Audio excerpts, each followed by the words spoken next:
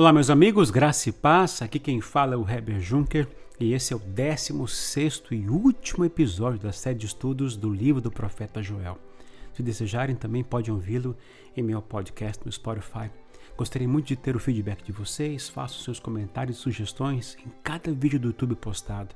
E não se esqueçam de dar um like no vídeo, se inscrever no canal, caso ainda não tenha feito, ativar o sininho e compartilhar esse vídeo ou áudio com seus amigos e conhecidos. O tema desse último episódio é sobre a restauração de todas as coisas. O profeta Joel iniciou seu livro falando da assolação da terra de Judá pela invasão dos gafanhotos, onde tudo foi destruído.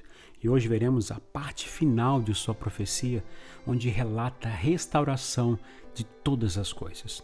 Versículo 18 nos diz: naquele dia os montes gotejarão vinho novo, das colinas manará leite, todos os ribeiros de Judá terão água corrente, uma fonte fluirá do templo do Senhor e regará o vale das acácias. Naquele dia, ou seja, no dia do Senhor, os montes produzirão abundantemente em suas vinhas.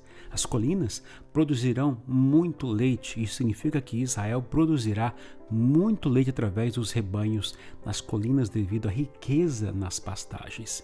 Todos os rios de Judá estarão cheios de águas. Inclusive, uma fonte de água fluirá da casa do Senhor e regará o vale das acácias. Isso significa que as bênçãos do Senhor, no âmbito físico e espiritual, decorrentes da fonte da casa do Senhor em Jerusalém, se estenderá até Sitim, que é a fronteira entre Moabe e Israel, além do Jordão.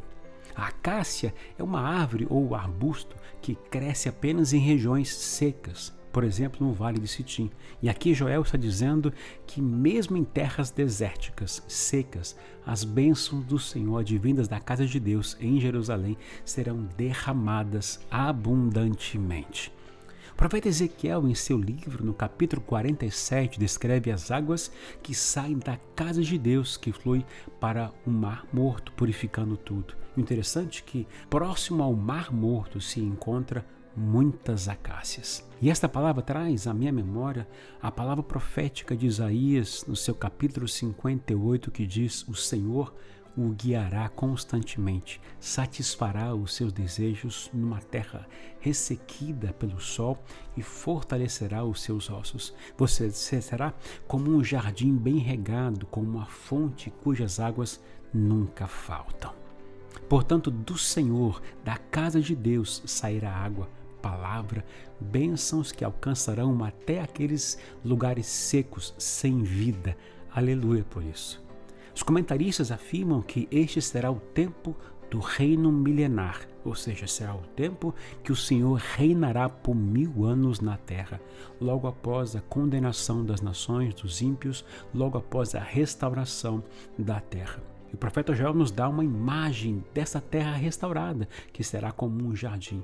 Talvez como o jardim do Éden antes do pecado. Aleluia por isso, não? Com certeza, esse será um tempo maravilhoso. E o versículo 19 nos diz: mas o Egito ficará desolado. Edom será um deserto arrasado por causa da violência feita ao povo de Judá, em cuja terra derramaram sangue inocente. Portanto, o Egito se tornará um terreno baldio e abandonado, e Edom um deserto. Tudo isso devido à forma como eles trataram Israel, matando pessoas e derramando sangue inocente.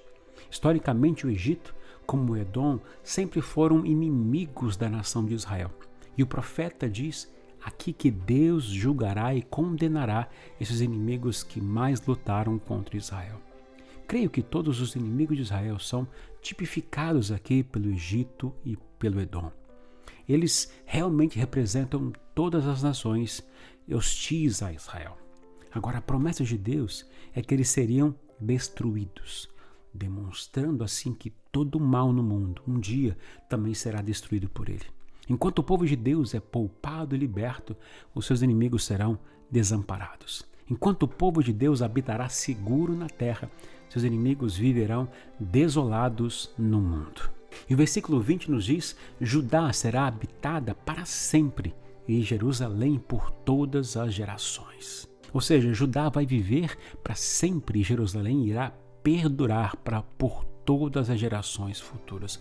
Judá e Jerusalém simbolizam todo Israel. E eu ousaria em dizer que todos aqueles que odeiam Israel deveriam considerar isso, pois ninguém jamais será capaz de arruinar ou destruir Israel.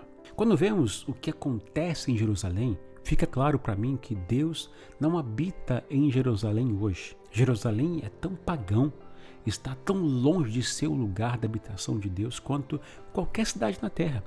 Mas o Senhor prometeu que um dia Ele habitará lá.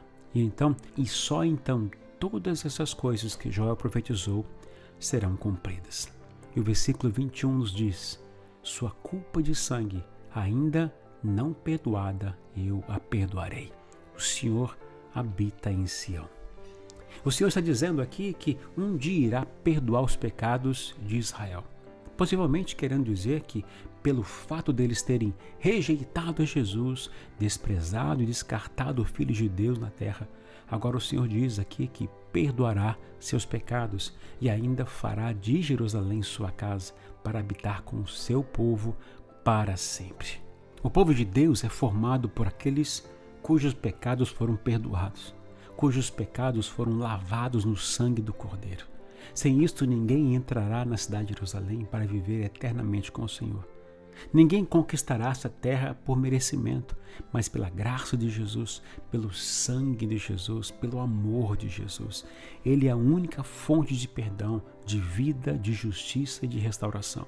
Como diz o apóstolo Paulo aos Romanos, portanto, agora já não há condenação para os que estão em Cristo Jesus, porque por meio de Cristo Jesus, a lei do Espírito da vida, de vida, me libertou da lei do pecado e da morte. Somente por Cristo Jesus o pecado é perdoado, e no dia do Senhor Jesus Cristo, Filho de Deus, virá em glória para julgar as nações, condenar os ímpios e libertar o seu povo do poder do mal. E neste dia ele perdoará o pecado do povo de Israel.